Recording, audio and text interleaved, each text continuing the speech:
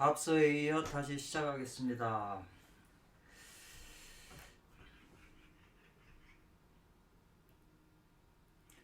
그러나 연이나 어째서 이 말이죠. 그 현성이랑 진군이 서익이를 손오공을 쫓아가는데 지금 손오공이 너새로 변했거든요. 너새로 변해서 가지고 다른 새들과 함께 섞여 있는 거예요. 근데 이제 원문에서는 그 모습이 손오공의 그 너새로 변해가지고 다른 무리들하고 섞여 있는 것이 아주 천박한 모습이라고 봤는데, 왜냐하면 너새는 새 가운데 가장 천박하고 음탕한 새라는 거예요. 그리고 난새며 봉황, 매, 까마귀를 가리지 않고 어울리기 때문이다. 그래서 그렇게 변신한 걸 보고 그 현성이랑은 이제 본래의 모습을 변수를 쓰지 않고 그냥 본래 모습을 나타내 가지고 화살을 등에 있는 걸 화살해 가지고 쏴 가지고 그 다리를 맞춘 거잖아요. 그래서 지금 손오공이 이제 너새가 다리를 맞아서 지금 쩔뚝쩔뚝하는 그런 상황인데, 대체적으로 보아서 이런 뜻인데요. 소인이 군자를 미워한다. 지금 소인은 이건 현성이랑을 지금 얘기를 하는 거고, 군자는 손오공을 비유한 거잖아요. 그리고 세상에 소인이 많잖아요. 군자. 근데 소인이 군자를 싫어해요.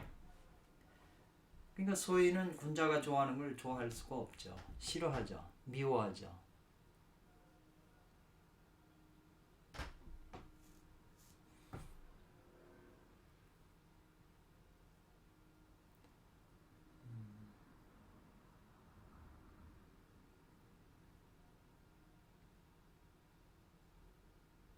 그래서 매번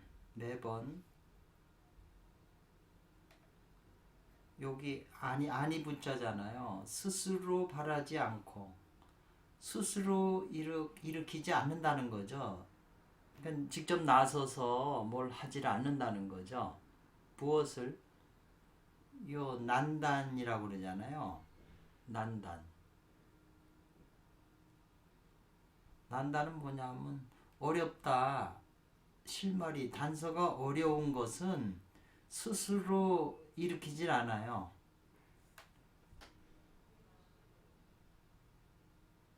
그래가지고 스스로 앞서서 자기가 하질 않고, 소인들은 분자를 미워할 때 매번 스스로 그 어려운 단서를 스스로 만들질 않아요. 직접 했다가 나중에 문제가 되면 하기 때문에 뒤에서 요 추는 뭐냐면 요 주자네요. 부축이다 이렇게요. 부축이다. 사람들을 부추겨요. 자기는 뒤에 있다가 요 사람들을 이렇게 부추겨 가지고 이 군자를, 자기는 숨어 있죠. 그래 가지고 탄격해 가지고 뭐 화살을 쏘든지 뭘 하든지 비방을 하든지 뭔가 모함에 빠뜨려서 이로써 해치는 거죠. 군자를 직접 자기가 하면 얼마나 욕을 먹겠어요. 군자는 세상에 인정해주는 사람인데. 그러니까 자기는 숨어서 사람들을 부추겨 갖고 해치는 거죠.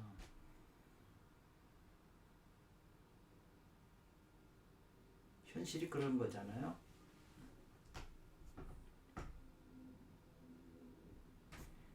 그러니까는 불변한 중에 말이죠. 아주 변화가 있다 이 말이거든요.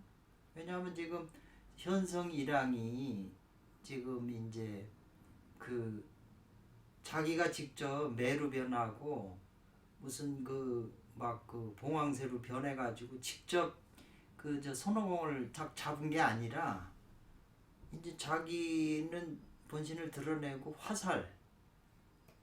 활하고 화살을 이용해서 쐈잖아요. 그러니까 이 활하고 화살을 이용한 게 이제 사람들을 부추겨 가지고 화살로 쐈다해서 해치는 거라는 거죠. 직접 잡질 않고 화살을 이용했잖아요. 즉 그거를 비유한 것 같으네요. 그렇기 때문에 자기는 이제 뭐 변하지는 않았잖아요. 불변한 가운데 아주 변화가 있다, 심한 변화가 있다는 게 이제 화살이나 뭐나 사람들을 그걸 다 또 납득시켜서 군자를 해쳐야 되잖아요. 그래서 그 이제 대성이 손옥이 다리에 화살을 맞고 이제 이렇게 하다가 이제 도망가야 되는데 지금 화살 맞았으니까 멀리 못 도망가잖아요. 그러니까 요 기회죠. 기회를 봐서 기회를 이용해서 요 달아날 추자인가 그러죠? 그러네. 달아날 추자네. 기회를 이용해서 달아나 산 그 벼랑 그 아래로 흐를 곤인데 물이 흐른 다음 밑으로 흐르잖아요. 떨어졌다는 거예요. 그러니까 떨어져도 새는 또 가벼우니까 죽진 않잖아요. 그래서 떨어지고 나서는 뭐로 변했냐면 한 건물 일자죠. 토지묘. 토지 신을 기리는 묘로 사당처럼 이렇게 이 묘로 이렇게 딱 또 변신을 했다는 거죠. 최후에 가서 이제 이 묘로 변했거든요. 그 변화가 있어가지고. 그러니까는 이게 이제 그 나중에 나오겠지만은 계속 그 음이 양을 갉아먹어서 지금 추격을 했잖아요. 이 현성이랑 음이 양을 해서 여기까지 왔는데 최후에 이제 요 하나 남았지. 이 토지묘로 변한 거죠. 이 양인 손오공이 요 토지묘로 딱 변한 상황이 지금 놓여 있는 거예요. 그래서 이와 같은 토지묘로 변한 하나의 묘는 미연오이다. 아주 은밀한 말이고 오묘한 뜻을 가지고 있기 때문에 세상 사람들이 알 수 있는 바가 아니다 이 말이었어요. 그러니까 이 오일자 이분은 이런 스토리를 보고서 왜 토지묘라고 하는 그거를 변했을까 하는 것에 대해서 깊이 생각했을 거 아닙니까? 근데 세상에 서유기 요 근자에도 서유기를 평생 연구한다는 사람들도 이런 깊이 있는 거를 생각을 안 해요. 도저히 그분들 머리로는 이걸 그 오묘한 거 숨겨진 미연과 오이를 생각을 안 하죠. 그런데 이제 어떤 사람들은 지금 이렇게 막 변신술 써갖고 최후에 이렇게 토지묘로 변한 걸 가지고 혹 비평해서 말한다는 거죠. 비평해서 문자지 와경이다 이거는.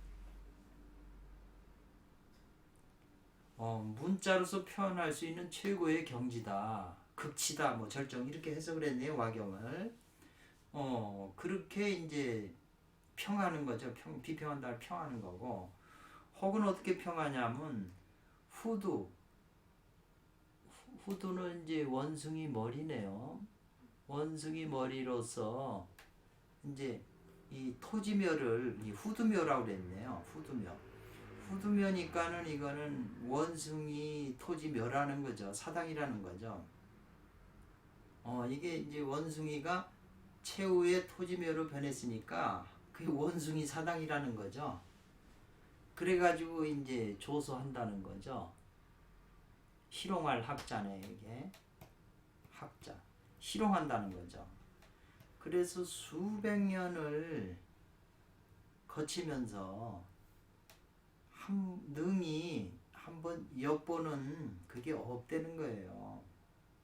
수백 년 내려오면서 그냥 이런 식의 해석이었지 한번 잘 엿봐가지고 살펴서 이게 뭘 의미하는지 이렇게 하지를 않았다는 거예요. 하지를. 실제 그렇죠. 그래서 대체적으로 이렇게 대성이 손오공이 토지묘로 변한 이 묘함을 마땅히 아는 사람이 과수다. 적을 과자잖아요. 이건 적되는 거고, 이것도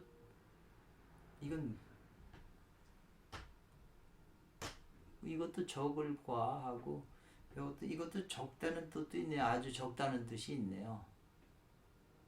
아주 적고 적다라는 거죠. 이 토지묘로 변한 그 의미를, 그 묘함을 아는 사람이 거의 없다는 거예요.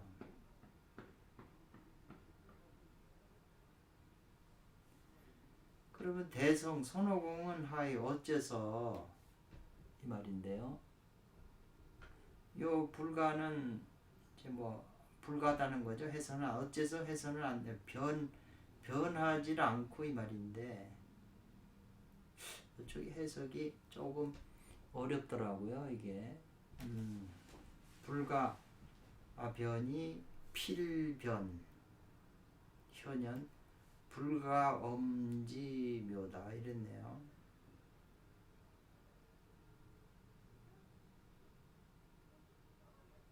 그 뜻이 이미 명백하게 다 드러났다 이렇게 했는데요. 그 뜻이 무슨 뜻이냐 인데 대성은 어째서 말이에요. 어째서 변하질 않는다, 변하질 않고 이 말인데 불가변.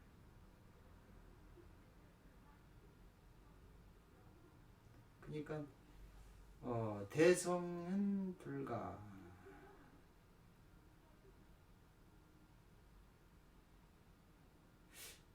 요건 이제 말을 이어주는 건데 반드시 변해서 이 말이거든요. 현현했나 이런 건데요.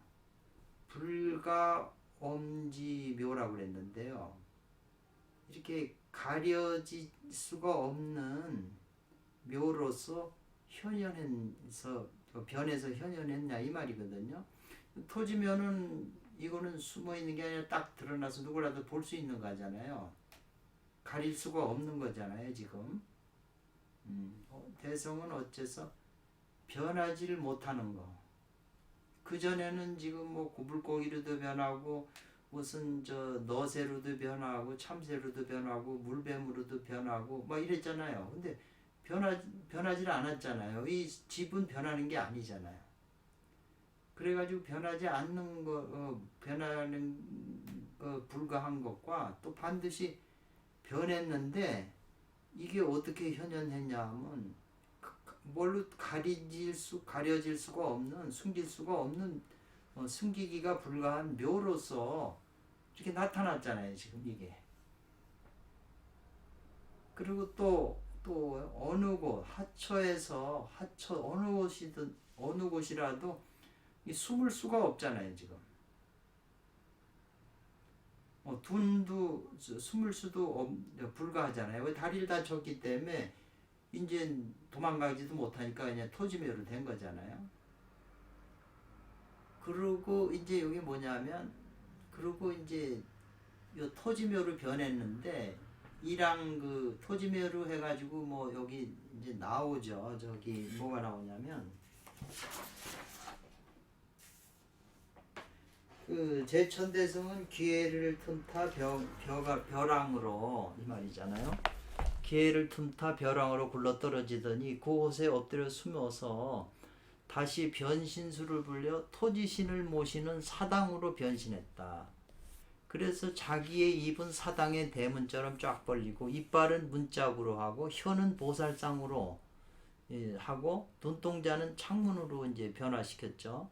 다만 꼬리를 수습하기가 쉽지 않은지라 뒤쪽에 세워서 깃대 모양으로 변하게 했다. 지금 이 토지 이렇게 변한 그 상황을 설명하고 있잖아요. 근데 현성이랑 신이 벼랑 아래에 도착해 보니 화살 맞은 너새는 보이지 않고 작은 사당만 하나 있었다. 급히 봉황 같은 돈을 크게 두고 자세히 살펴보다가 사당 뒤에 깃대가 서 있는 걸 발견하고 웃으며 말했다. 이게 바로 원숭이로군. 이번에도 저기서 날 속이고 있어. 하지만 내 일찍이 사당은 본 적이 있지만 뒤쪽에 깃대를 세워둔 것은 보지 못했지. 틀림없이 이놈의 축생이 수작을 부린 게야. 내가 속아서 들어가면 그놈이 바로 한 입에 깨물어 버릴 테니 들어갈 리가 있나. 내가 안 들어간다. 우선 주먹으로 창문을 갈긴 다음 문짝을 걷어차 버려야 되겠어. 이런 말을 했거든요. 그러니까 그 소리를 제천대성 손오공이 듣고 놀래가지고 지독하건 지독해 문짝은 내 이빨이고 창문은 내 눈인데 이빨을 떼버리고 때리고 눈을 쳐버린다니 하고 벌떡 그래서 그는 호랑이처럼 펄쩍 뛰어 다시 공중으로 사라져 버렸다. 지금 그 스토리가 그렇게 돼 있거든요. 예. 사라진 다음에 이제 그 손오공이 반드시 그 현성이랑처럼 똑같이 변해버렸어요. 변신술 써가지고 오히려 들어갔어요. 어디로? 반드시 안 되는 곳, 불가한 곳. 들어가서는 안 되는 그 현신이랑의 그 묘, 사당으로 들어간 거잖아요. 왜? 왜 들어갔냐는 거죠. 지금 스토리가, 나중 스토리가 그렇게 돼 있거든요. 그러니까 그게 왜 그런가 하는 게 그 뜻은 이미 명백하고 현저하다. 분명하게 나타났다는 거예요. 지금 이 스토리를 이제 이해하셨을 거예요. 그래서 이 스토리를 봐야, 책을 읽고 스토리를 봐야 지금 그 의미를 알 수 있지. 그냥 이렇게 듣는 거나 대충 그냥 하는 걸로는 명확하지 않아요. 그러니까 진짜 이걸 꼭 알아서, 내가 깊은 걸 알아서 내가 삶에 큰 도움을 받겠다. 여기서 뭔가 큰 걸 깨치고 올바른 도를 하겠다. 지금 유튜브에서 나오는 많은 이런 또 내용들이 있지만 그것도 다 좋아요. 그러나 이렇게 그 도를 이룬 그런 분들의 말씀을 기준해서 그런 걸 판단을 해서 좋은 건 받아들이고 안 좋은 거는 안 받아들이고 이해 안 되는 거는 의문으로 가지고 있으면 되거든요. 그냥 무조건 받아들이면 안 돼요. 그러면 쇠뇌되는 거잖아요. 무서운 거예요. 그게 단순한 게 아니거든요. 그래서 이제 그 뜻이 분명하게 나타났다고 그랬잖아요. 그래서 그 뜻을 알고자, 이건 뭐 하고자 한다는 용이잖아요. 알고자 하는 사람은 이 말이죠. 반드시 읽어라 이 말이에요. 요 숫자 들어가면 반드시 모름지기 읽어라. 박해의 그 상구에 석과불식 군자제여 소인 박녀라고 하는 이제 그 산지박계, 이 산지박이 계속 나오잖아요. 이 산지박이라고 하는 게 지금 이게 깎을 박자예요. 이 깎는다는 그 요 말이 세상 전체를 다 보세요. 다 깎는 거 외에는 없어요. 음이 양을 깎고 양이 음을 깎아요. 병균이 들어와서 이 저 건강한 세포를 다 깎아 먹는 거잖아요. 다 깎는 거예요. 양이 음을 깎으면 건강한 거고 음이 양을 깎으면 병나는 거잖아요. 그래서 이 몸도 음양이 잘 조화를 이루어야 건강한 건데 이 깎는다는 거는 지금 모든 게 물건 하다못해 물건을 500원 그러면 200원 내들 300원 깎는 거잖아요. 그것도 전부 깎아내는 거예요. 그러니까 소이라고 대인이 전부 그렇게 서로 깎아먹는 거고 음양 자체가 봄, 여름, 추나 추동 돌아다니면서 음양이 서로 깎아먹는 거예요. 깎아먹기 때문에 봄, 여름, 가을, 겨울이 나오는 거잖아요. 그래서 이 깎아먹는다는 게 우주의 원리이기 때문에 이제 좀 그 이렇게 주역의 쾌 하나는 전체하고 다 연결된 그 의미를 가지고 있어요. 손깨 풍레이깨는 이건 이익이잖아요. 산택손깨는 이거는 손이잖아요. 이건 손해가 나는 거고 이건 이익이 나는 거잖아요. 그러니까 요거는 이 손깨는 이제 도덕경에도 나오지만 선도책에도 손지우선 자꾸 덜어내서 마음을 비워라 이런 표현을 많이 쓰거든요. 그러니까 손깨는 이거는 어디서 온 거냐 하면은 지천택계에서 요게 음이 양이 됐잖아요. 그리고 요거는 음이 된 거잖아요. 그러니까 지천택계는 좋은 세상이거든요. 좋은 세상이니까 이 여기에 요게 지금 보면은 요거는 이것도 다 계급을 뜻해요. 이 사묘 같은 데는 사회에 저명한 기업들이나 뭐 삼성이나 이런 기업들이잖아요. 요 위에는 이제 다 이게 임금이고, 요건 신하고, 요건 상황이고 그렇잖아요.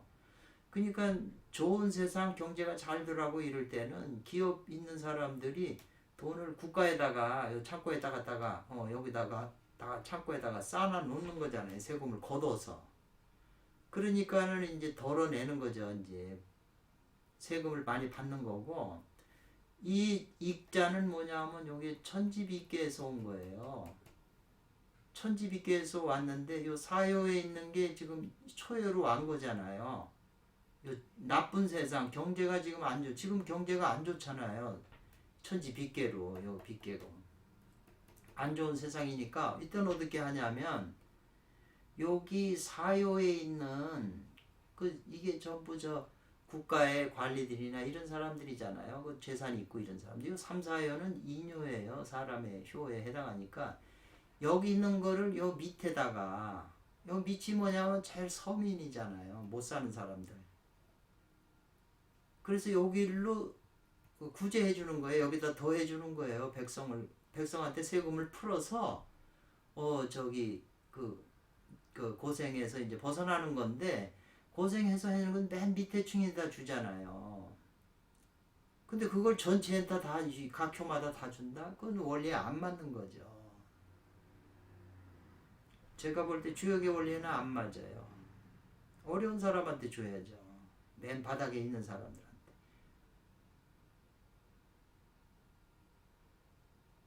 그러니까 이 손이나 이익인데 아니 조그만 가게도 손실이 있잖아요. 오늘 얼마 벌었다, 오늘 얼마 지출이 됐다. 지출하고 수입이잖아요.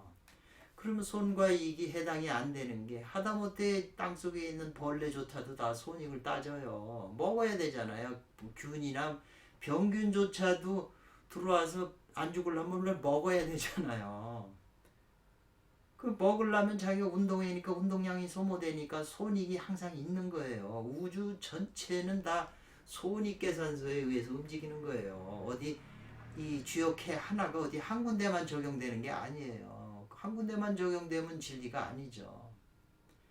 모든 개는 다 전체성을 가지고 있는 거예요. 그래서 서유기 앞에서 저 독법을 읽는 방법을 했을 때도 한 글자 한 글자가 전체하고 다 연결돼서 한 글자에서 깨치면 전체를 꿰뚫게 돼 있거든요. 그러니까 스님들도 화두 공안을 하나 가지셔가지고 그걸 타파하면 전체 공안이 이제 깨진다는 거 아니에요. 원리가 다 같은 그런 원리라는 거죠. 그래서 이 주역이라는 게 이게 옛날 고리타분 그 학문이 아니에요. 너무 무서워. 이거는 그네들이 오랜 세월 수천 년간 살아오면서 겪은 경험을 엑기스화해서 이렇게 모아놓은 책이에요. 그 글을 써서 이를 위대한 지혜를 갖다가 옛날 고리타분하다고 이렇게 생각한다면, 그래서 온고의 생신이라고 하는 건 옛날 걸 가져다가 오늘에 새롭게 이해한다는 그런 의미잖아요. 하다못해 지금 오일자하고 원자의 두 분 선생님께서는 주역을 가지고 불사하는 방법, 요새 도올 선생님도 동경대전을 해서 그 최수원 선생님이 오래되신 분이잖아요. 그분의 사상을 새롭게 조명하시니까 얼마나 좋아요. 그래서 그 동경대정도 핵심이 그 근원에 가서는 직이금지원이 등할 때 직이 선천진일직이 지금 소유기 전체 주석이 진일지기에 대한 설명이잖아요. 이거보다 풍부하게 그 우주의 근원 에너지를 설명한 책이 이 세상에 어디 있어요.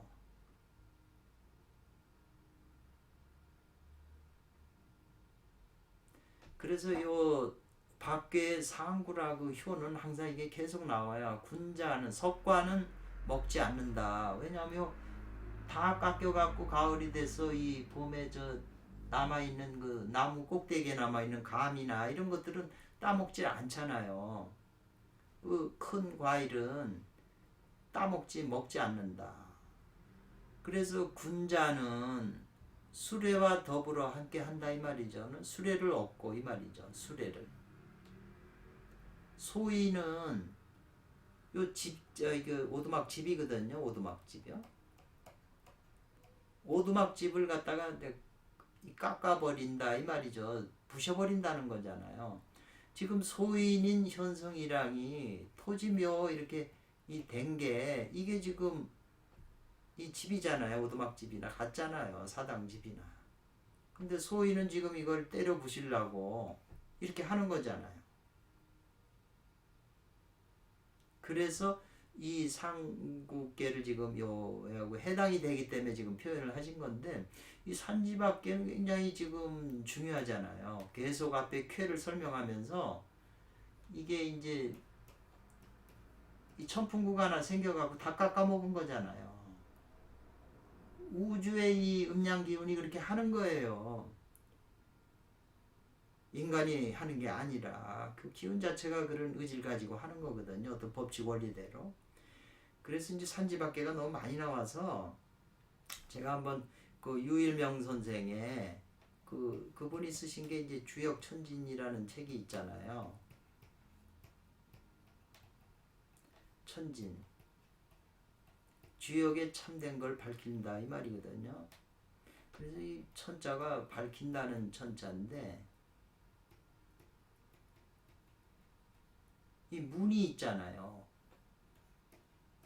뭘 밝혀야 되냐? 인간은 문을 밝혀야 되고요. 문 속에 두 개의 구멍이 있나 봐요. 그 다음에 이제 밭전자가 있잖아요. 그 다음에 십자가가 있잖아요. 그러니까 인간이 밝혀야 될 건 이걸 밝혀야 된다는 거거든요. 그러니까 이 두 개의 구멍도 그 여춘양진인의 이 여자가 구멍이 두 개가 연결이 돼 있잖아요. 구멍 두 개가. 우리가 바둑에서 두 집 나에 선다고 그랬잖아요. 두 집이라는 거는 이게 이렇게 세 집이 있는데 이거는 이게 흙으로 쌓여 있는 거라면 백이 요 가운데다 놓으면 이거는 한 집밖에 안 나서 죽는 거예요. 근데 이렇게 있고 여기에 흙으로 이렇게 있으면 이 집하고 이 집하고 연결된 거잖아요. 그러면 살았다고 그러는 거예요. 그 다음에 밭전제하고 이 십자가 이걸 밝히라는 거죠. 문 속에 있는 이거를. 이 지구 우리가 인간이 밝혀야 될 건 이거를 밝혀야 된다고 해서 옛날 사람이 이렇게 글을 만들어 놓으신 거잖아요. 그 밖에 대해서 좀 설명을 드리면 밖에는 여기 나오잖아요. 이렇게 나와 있어요. 불리하다. 가는 바가 있으면 불리하다. 그러니까 밖에는 가면 안 된다 이 말이죠. 바깥으로 나가면 안 되고 바깥 나가면 안 된다. 이 박이라고 하는 거는 다 깎아먹어서 소멸시켜서 변화시키는 거예요. 병균이 건강한 세포를 다 깎아먹어서 변화시키는 것처럼 이 음이 자라서 양을 다 깎아먹었잖아요. 근데 이제 쾌의 덕은 요 덕자를 썼잖아요. 상 위에 있는 거는 여기다 그려놓을까요? 산지바. 요 위에 있는 이 쾌덕은 간계잖아요. 요 간은 산이니까 산은 멈춰 있잖아요. 이거 뭐 산이 옮겨다니질 않잖아요. 그래서 곧 그쳐 있다라고 하는 걸로 상징해요. 그리고 아래는 곤깨잖아요. 요 곤깨잖아요. 요건 곤깨는 음이기 때문에 따르는 거예요. 음은 양을 따라요. 그래서 이 천성이라는 신도 음인을 상징하기 때문에 하늘의 명령을 받아서 움직인다고 앞에 나왔잖아요. 그리고 이제 음은 따르면서 이제 생해요. 순생하기 때문에 음은 순생하고 양은 그쳐서 멈춘다 이랬네요. 양이 순생함으로써 양을 그치게 해서 멈추게 해요. 이게 자꾸 순리로 자꾸 자라면서 생하면서 양이 움직이는 걸 멈추게 한다는 거죠. 또한 쾌의 체는 이 쾌의 그 전체의 그 몸뚱아리 모양은 음이 5개인데 그 나머지 일양도 지금 소멸시킨다는 거예요. 그래서 그 나머지 하나의 양기가 장차 다 하려고 그래요. 그리고 음기는 장차 순하려고 그래요. 순이라고 하는 거는 완전히 이제 똑같이 되려고 그러는 거죠. 순음이 되려고 그러는 거잖아요. 고로 이걸 박이라고 말한다 이 말이에요. 제가 이거 유일명 선생의 이 주역천진에 이게 너무 잘 돼가지고 전체 쾌를 제일 아주 명확하게 설명을 했어요. 그리고 나머지 이제 효사를 설명하셨는데 그것보다도 앞에 이 쾌의 특성을 설명한 것이 다른 어떤 책보다도 잘 돼 있더라고요. 주역이라고 하는 것도 하도 주석서가 많잖아요. 주역은 하나인데 원문은 주석서는 수천 가지가 된다고요. 그러면 어느 주석서를 보고 이거 혼란이 와요. 주석이 다 똑같은 게 아니기 때문에. 그래서 제가 오래전부터 주역은 관심이 있어서 많은 책도 구해보고 자료를 많이 구해봤지만 다 보게 되지도 않거니와 그래도 갈피를 못 잡다가 기본적인 거는 제가 있죠. 왜냐하면 그 선도적인 사고방식이 있고 선도서적의 주역에 대해서 많이 나와요. 그렇기 때문에 이제 그런 관점에서 주역책을 보다가 이제 어떤 안목이 조금 생기게 됐거든요. 그건 조금 생긴 거예요. 근데 이제 그래도 주역을 하려면 어떤 기본 주석 텍스트를 하나 잡아서 기본으로 그걸 공부를 해야 한다는 거죠. 그러면 그 각 회에 대한 이제 설명과 해석이 나왔을 거 아니에요? 그러니까 그걸 기준으로 해가지고 주역의 좋은 점이 64개로 나눴기 때문에 뭐 풍지관계 하나를 보고 싶으면 딴 사람 주석을 풍지관계를 보는 거예요. 내가 풍지관계에 관심이 많다면. 그래서 그 사람 주석의 그 풍지관계를 썩 보면 아, 이 사람은 남의 걸 여기다가 자기 것처럼 썼구나. 아니면 남의 사상이 자기도 그렇게 생각하니까 거기다 쓴 거잖아요. 그건 특별한 게 아니에요. 그러니까 또 찾아보면 아, 이 사람은 자기 안목을 해서 남과 다르게 썼구나. 좀 깊구나. 그러면 이제 그거는 내가 이제 흡수하는 거죠. 또 활해서학계 같은 거. 또 저는 이제 삼풍국계의 두 번째 효가 건모지정 불가정 그렇게 됐거든요. 어머니 벌레를 관리하는데 불가정이에요. 정하면 안 된다 이렇게 불가정이거든요. 정이라고 하는 게 이제 요 의미가 깊은데 대부분 사람이 이제 바를 정 그랬어요. 바르면 안 된다. 뭐 이런 말이거든요. 그래서 이게 이해가 안 되더라고요. 그래서 수없이 많은 이제 틈만 나오면 이제 이걸 어떻게 해석했는가를 찾았죠. 그래도 명확한 게 없어요. 어려우니까 그 윗대서부터 다 거기에 대해서는 그냥 적당히 해서 다 넘어간 거예요. 왜냐하면은 몸 안에 아버지 벌레 있고 어머니 벌레가 있잖아요. 그리고 나라고 하는 게 세 가지가 합해서 삼풍곡계의 이름을 가진 거잖아요. 이 그릇에다가 그릇 안에 벌레가 세 가지 있다니까 이 몸뚱아리 안에 벌레가 세 가지가 있잖아요. 그렇게 구성이 돼 있잖아요. 그러니까 육효를 보면 전부 아버지 벌레, 엄마 벌레 얘기예요. 그 벌레를 내가 잘 관리할 수 있는 내 벌레, 나라고 하는 게 있으면, 그러니까 초효가 아버지 벌레를 관리해야 되니 그런 아들이 있으면 내 안에 아버지 벌레가 있거든요. 그 아버지 벌레가 욕망을 나를 통해서 뭔가 뭐 어떤 여자를 좋아하거나 화를 내거나 다 하잖아요. 근데 이거를 내가 관리할 수 있어야 된다는 거죠. 아버지도 죽을 때까지 그런 성격을 못 고치고 죽었잖아요. 그러니까 그 못 고친 그 성격이 그 영혼 안에 정보가 있을 거 아니에요. 지금도 어딘가 그 정보가 있겠죠. 그 정보가. 그런데 그 돌아가셨지만 그 영혼은 내 안에 있는 아버지 유전자하고 연결된다는 거죠. 이게 풍수 원리고 제가 보면 맞는 얘기예요. 그렇게 안 되면은 저 논리가 안 맞아요. 그러니까 내 안에 있는 이 돌아가신 아버지 영혼하고 내 안에 있는 아버지 영혼의 시 유전자가 같은 거기 때문에 내가 이거를 변화시키면 이 변화하고 이 여기에 영향을 준다는 거죠. 죽은 아버지도 허물이 없으리니 아버지 벌레를 관리하는 그런 아들이 있으면 죽은 아버지도 이제 허물이 없어진다는 거예요. 그렇지만 위태로우나 괜찮다 이 말이거든요. 이 관리한다는 게 쉽지 않잖아요. 이제 자기 속에 유전자를 지금 유전자보다 더 깊숙한 영혼을 바꾸는 거잖아요. 근데 어머니 벌레는 관리하는데 바르면은 안 된다. 바르게 하는 게 안 된다는 게 말이 안 되잖아요. 그러니까 저는 지금 이 순간에 뭐가 떠오르냐면 원형 정이잖아요. 그래서 이 정에서 정하의 기원이라고 하는 말이 계속 나왔잖아요. 이 서유기에서 정 다음에는 원이잖아요. 정 다음에 원이 일어나잖아요. 봄, 여름, 가을, 겨울 계속 일어나잖아요. 그러니까 어머니 벌레는 이건 겨울이거든요. 겨울에는 다 꽁꽁 얼어갖고 작동을 안 하잖아요. 그러니까 어머니 벌레는 정해서는 안 된다는 거죠. 원으로 가야지. 원이 돼야 양기를 받아서 봄, 여름, 가을로 가는 거잖아요. 그 지금 이 순간 이 생각이 떠올랐는데 이것이 이제 내 안에 있는 그 어머니 벌레는 어떻게 해야 된다는 게 지금 나와 있고 수행에 서유기에서 말하는 어떤 수행의 비밀이 여기 있지 않는가라는 게 이제 순간 제가 이제 떠오른 거예요. 이 정자를 그냥 바르다는 식으로 해석하지 않고 원형이정에 이 정하기원으로 이해를 하면은 이 말이 맞죠. 정하면 안 되죠. 근데 이렇게 해석하면 제가 보지를 못했어요.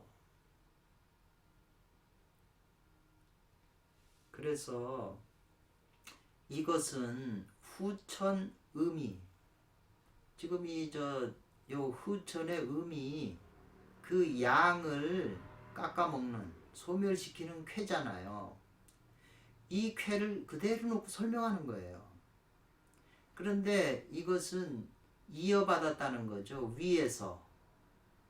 위가 뭐냐면 이제 서합계라고 아까 물서물합이에요. 서합계에서 위의 서합계를 이어받아서 그래서 내려온 거다. 그러면 이제 산지박이라는 게 있잖아요.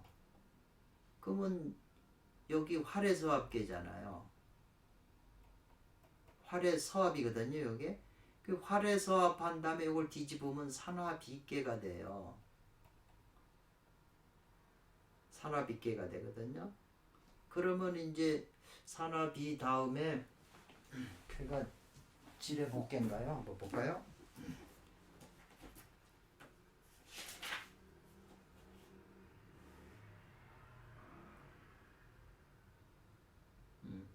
풍지간 활해서합 산화비 산지박 그 다음에 지뢰복. 그러니까 산지박은 지금 산화비에서 왔네. 산화비. 요 산화비잖아요. 그래서 산지박이 됐어요. 그 다음에 지뢰복이 되는 거거든요. 지뢰복도 중요하잖아요. 걔가 일양이 여기 있으니까. 근데 요 활해서합에서 요 산화비를 하나 건너뛰어서 이렇게 왔다는 거예요. 이 주역 64개가 짝이 있으니까 요거하고 요건 짝이 뒤집으면 이렇게 되니까 요 앞에 거는 진양화고 요건 태음부거든요. 그 요것도 진양화 태음부예요. 그러니까 요 진양화 여기서 여기로 왔다는 거예요. 그러니까 유일명 그 오자 선생님은 주역을 진양화 태음부의 입장에서 요거를 해석해서 보신 거거든요. 그래서 항상 이렇게 설명을 해요. 활에서 씹어 먹잖아요. 씹어 먹어서 온 거예요. 여기 활에서도 제가 제일 좀 아주 좋아하는 캔데 보세요. 주역을 조금 아시는 분이 이거를 해면 정말 더 신나죠. 주역을 저도 그 대산 선생님한테 한 보름 정도 가서 들어봤는데 처음엔 가면 한 200명 모이더라고요. 근데 그게 한 1년, 2년 가니까 다 줄어들더라고요. 그 원인이 뭐냐면 재미가 없다는 거죠. 설명이 머리로는 원리를 설명하고 다 해요. 우리가 서양 철학이 왜 재미없겠어요? 머리로 연구해야 되니까 그렇죠. 왜 노래나 문학이나 예술을 좋아하겠어요? 가슴으로 느끼는 거잖아요. 예술 이거보다 더 좋아하는 게 뭘까요? 성이잖아요. 사람이 이 성이잖아요. 이 낮은 단계에 있는 이 몸뚱아리로 아까 인간 하나의 건물이잖아요. 건물인데 이 성을 위주로 성을 팔아먹는 사람들이 여자들, 술집 여자들이나 이런 분들이 다 성을 팔아먹고 장사하는 거잖아요. 그러니까 돈을 많이 벌죠. 여성이 중요한 거니까 예쁜 여자가. 여성이 돈이 되는 거죠. 왜 여성이 돈이 될까요? 남자한테 기쁨을 주잖아요. 여성이 뭐 다 주나요? 젊은 여성이 에너지가 있잖아요. 우주의 선천 에너지를 더 받잖아요. 몸뚱아리 그 세포나 이런 게 더 좋으니까. 그러니까 나이 든 사람들이 에너지가 탈진되니까 여성을 보면 생명력을 얻잖아요. 이건 뭐 자명한 사실이잖아요. 말이 길어졌는데 이 서합이라고 하는 것은 이 활의 서합이잖아요. 이걸 좀 지워볼까요?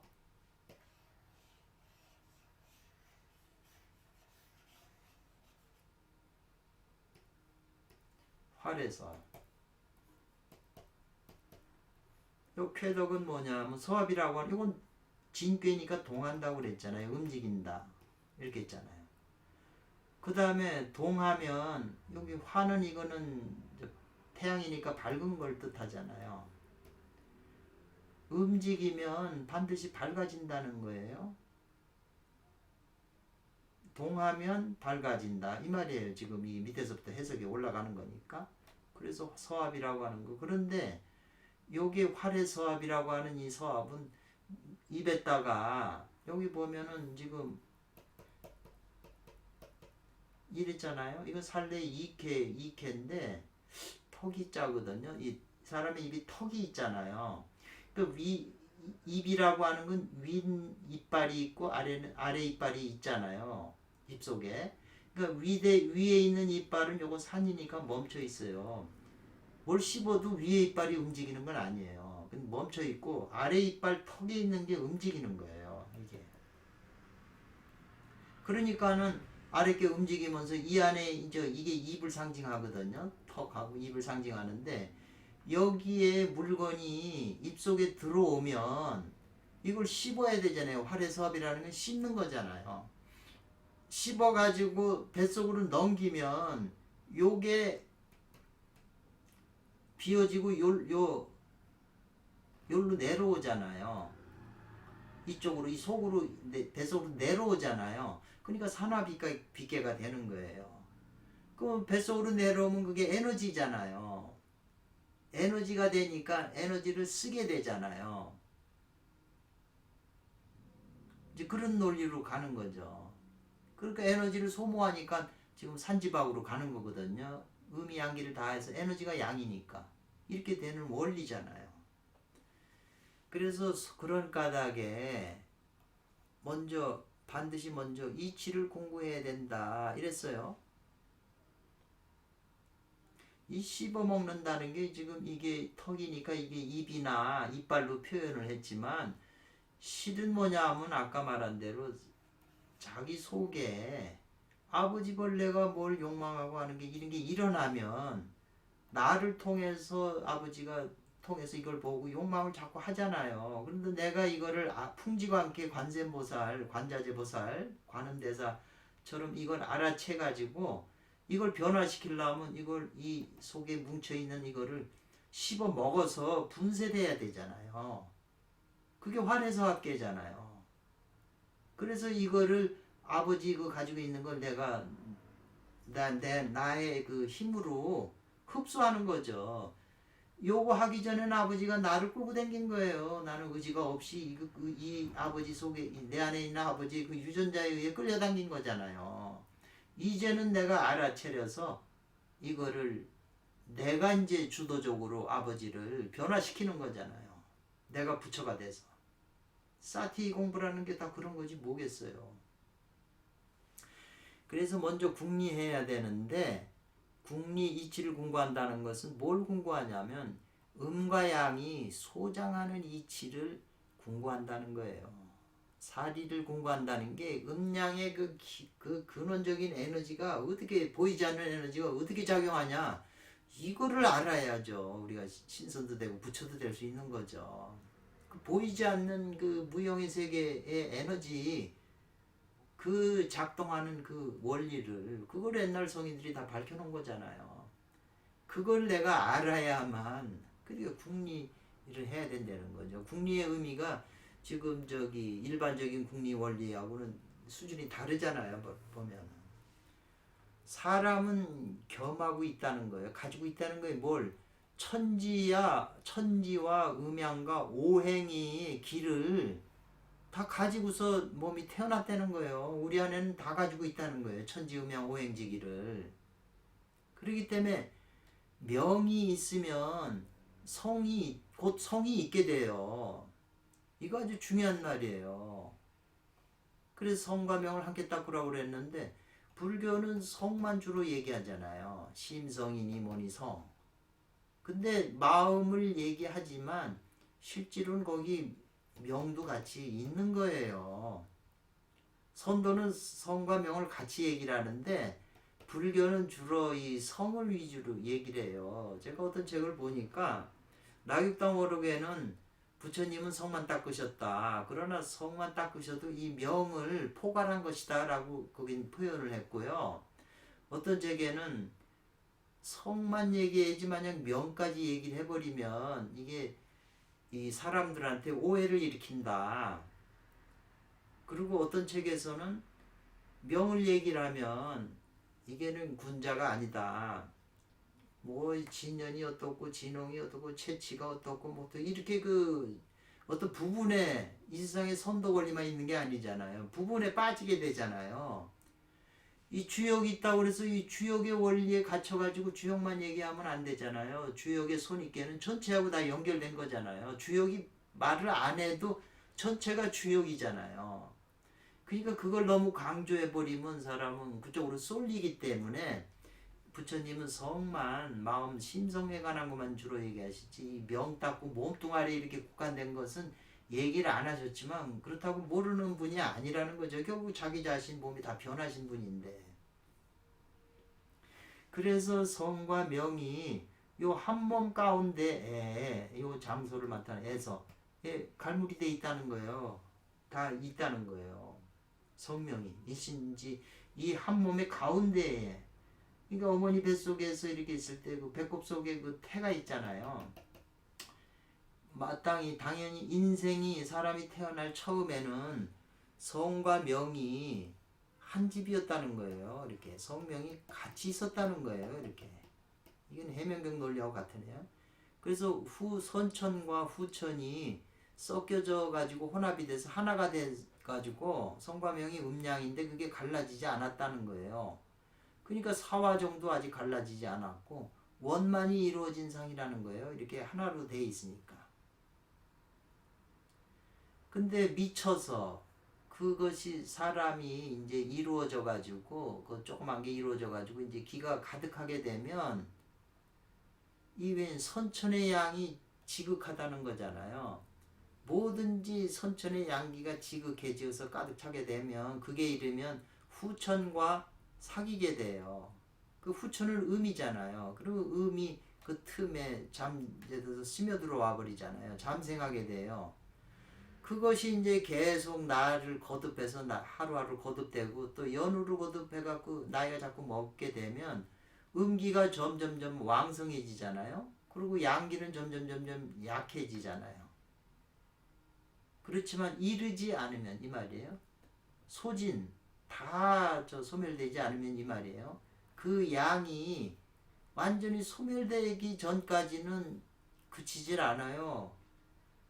이게 지금 이 말이잖아요. 산지밖에 이 음이 다 틈에서 계속 자라가지고 이 양까지도 다 있으니까 소멸시키지 않으면 이제 이게 소멸이 되면 다 음이니까 이제 활동이 끝나는 거죠. 멈추는데 조금이라도 양이 다 안 되면 소멸하지 않으면 멈추지 않는다는 거예요. 여기 지금 있는 말은 그대로 이것을 설명한 거예요. 이 산지밖에를.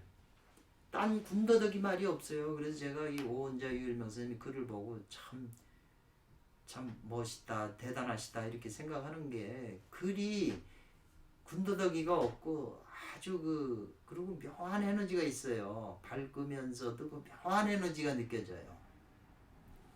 그래서 예를 들면 쾌체가 오음이잖아요. 오음이 이량을 깎아먹는 게 지금 산지박이잖아요. 이때를 이와 같은 때를 당하여 이 말이죠. 양은 음을 이기질 못하잖아요. 지금 이렇게 이게 계속 해서 이제 남은 거 하나를 지금 때려 부시니까 이 남은 게 하나가 지금 토지묘가 됐고 손오공이 양이 도망갔다는 건 지금 음이 계속 이 양을 추격했다는 거잖아요. 이 쾌 자체가 지금 그 변신술 쓴 게 삼지박을 설명한 거잖아요. 토지묘가 하나 남은 이 양을 이게 저 현성이랑이 지금 때려 부신다는 거잖아요. 그러니까 양은 이 음을 이기지 못하므로 그 나머지 남은 것은 거의 미세 몇 안 되는 기이한 양뿐이다 이 말이에요.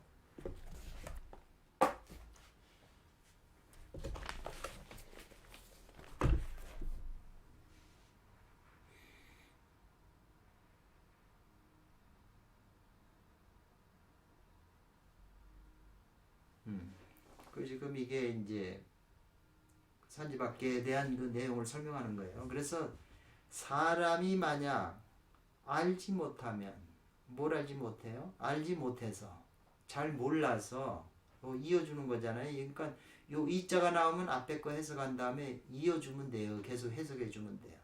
오히려 가짜 거짓을 참이 된다고 안다 이거예요. 잘 모르니까.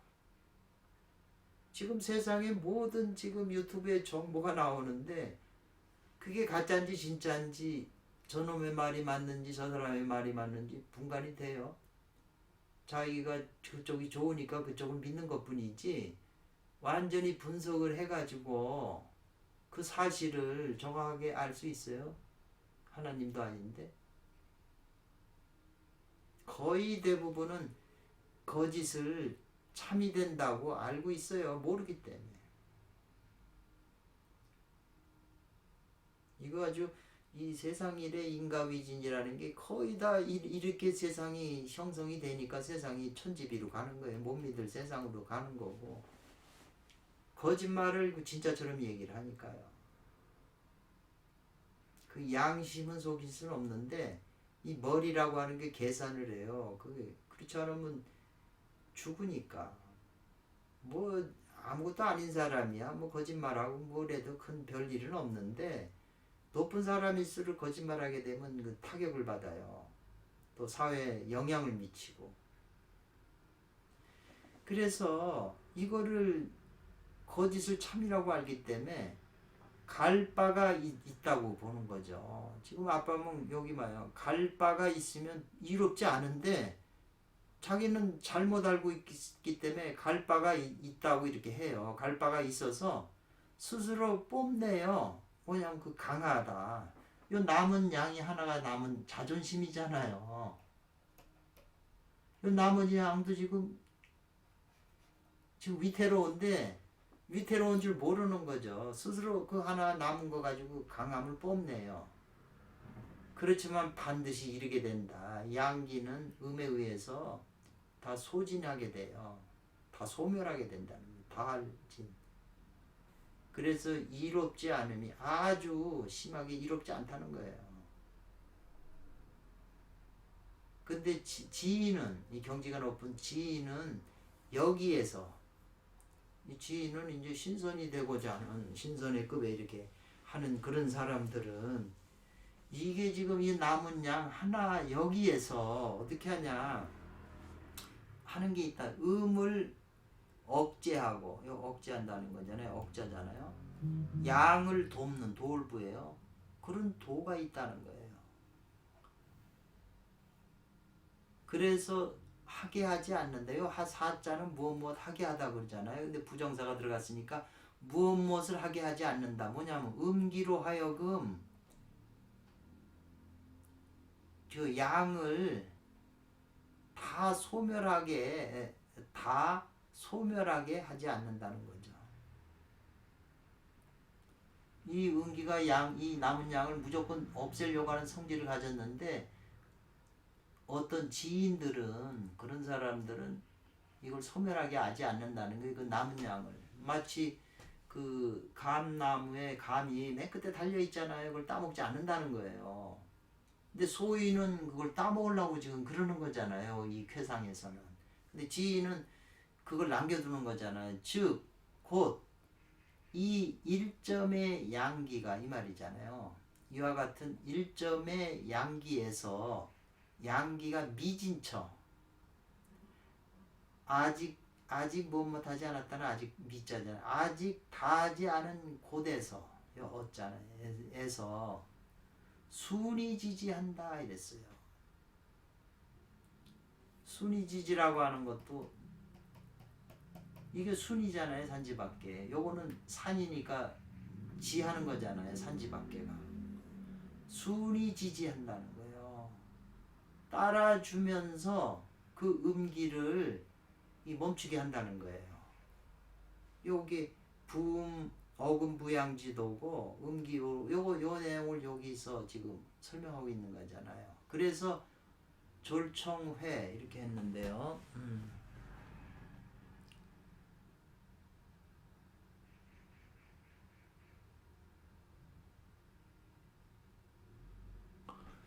그게 이상하네.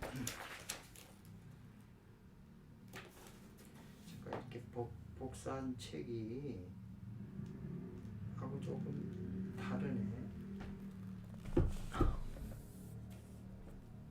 이거는 지금 저기 주역 천진에서 설명하고 있는 거네. 제가 지금 원문하고 자꾸 헷갈리네.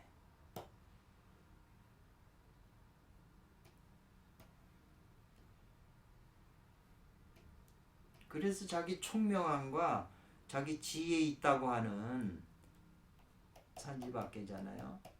맨 위니까 요거는 하늘에 속하니까 머리에도 해당이 되죠. 그러니까 머리에 자기가 총명하다 뭐 이런 그런 것을 그걸 행하면 안 된다는 거예요.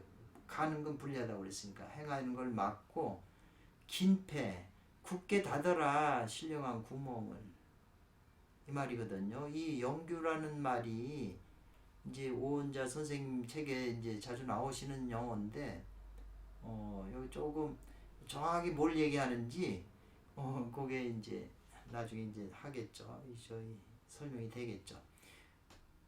그래서 이렇게 함으로써 반본환원하는 토대를 삼으라고 그랬어요.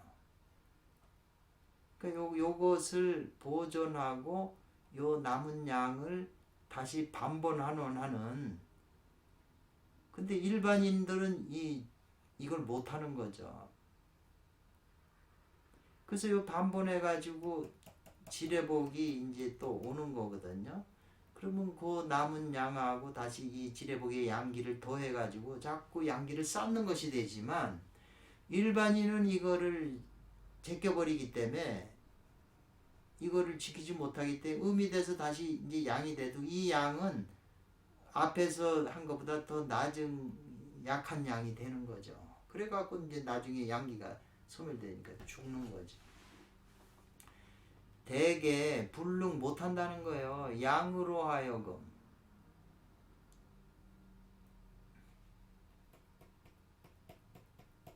요 양이잖아요. 양으로 하여금 이 말이에요. 음이 안 되게 못하게 한다 이 말이에요. 불능하게 하는 거예요.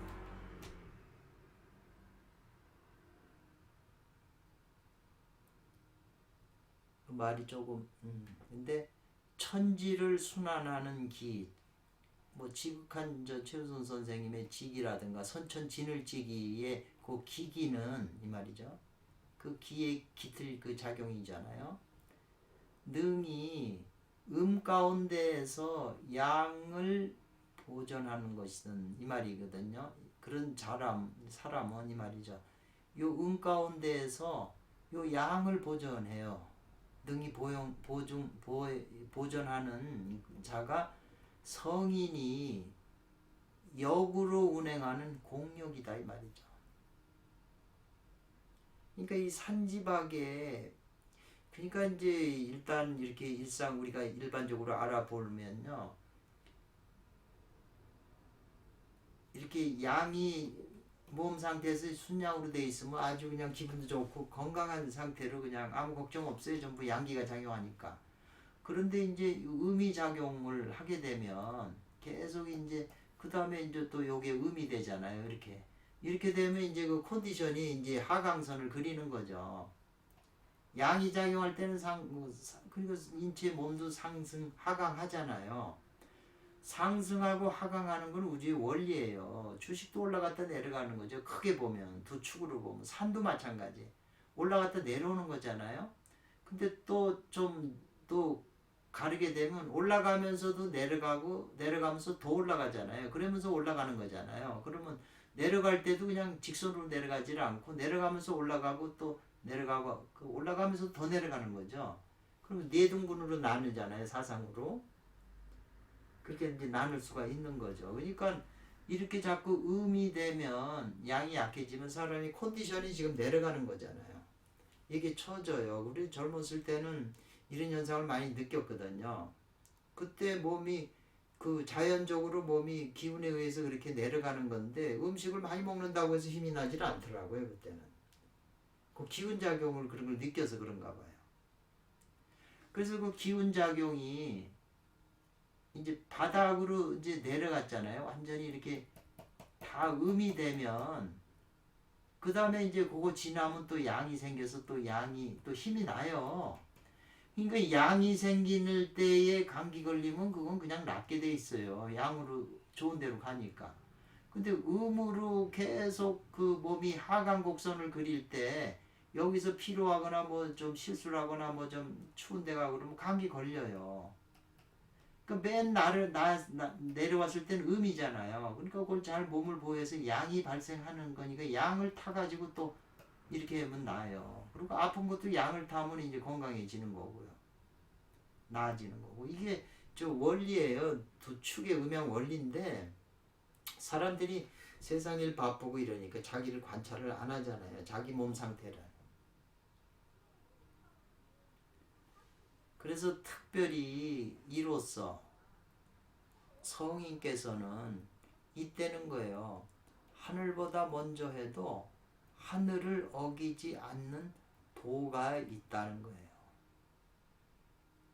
지금 서유교에도 이 말이 많이 나왔는데 이 주역천진 설명하면서도 또 이 말씀을 쓰잖아요. 그래서 능히 이로써요 앞에 있는 이로써 조화를 빼앗아요. 이게 양이 자라는 것도 음이 자라는 원리죠. 음양 조화, 음과 양이 조화를 이루면서 하는 걸 내가 주관한다는 거죠. 빼앗는다는 것은. 그래서 생과 사를 바꿔버려요. 궁굴러요. 성인은 그렇게 이제 해서 성인이 된다는 거예요. 그렇지만 일체의 그 평범한 상인에 이르러서는 조화에 그냥 순행해요. 하는 대로 따라가는 거죠. 여기는 조화를 빼앗는다고 그랬는데. 그래서 조화에 따라가기 때문에 음이 나이 들면서 계속 음이 양을 깎아먹잖아요. 그래 들고 죽는 거잖아요. 그래서 양기가 다 소진이 되면 그 양기가 변해서 순임이 돼요.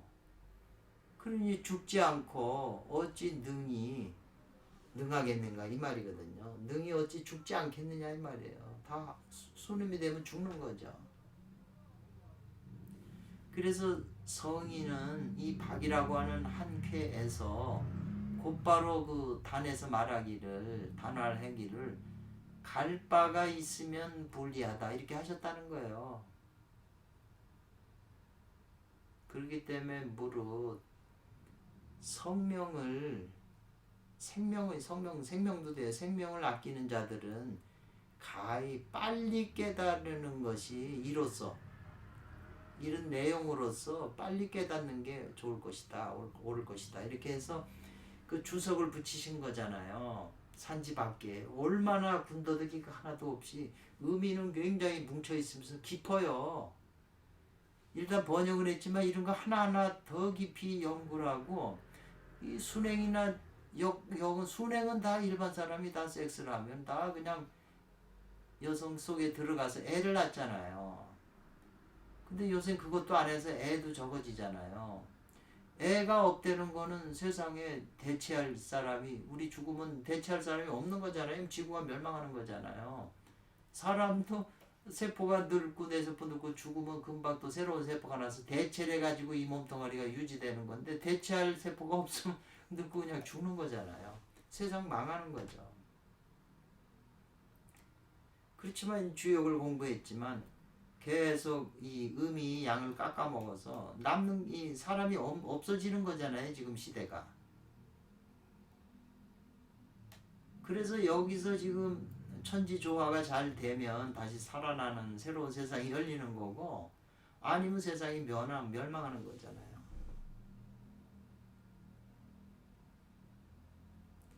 그러니까 이런 말들이 그냥 옛날 글이다 이렇게 생각하면은 이 학문하는 사람의 태도는 아닌 거죠. 조금 쉬었다가 또 시작하겠습니다.